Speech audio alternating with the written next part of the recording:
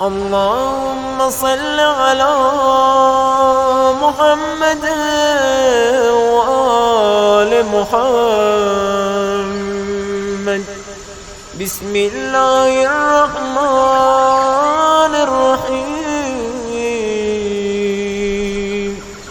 اللهم ارزقني فيه طاعة الخاشعين، واشرح فيه صدري بإنابة المخبتين، بأمانك يا أمان الخائفين، برحمتك يا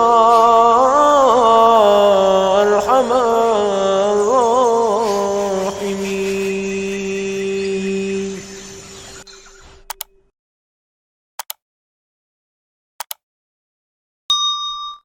الله نور السماوات والأرض، अल्लाह आसमानों और ज़मीन का नूर है।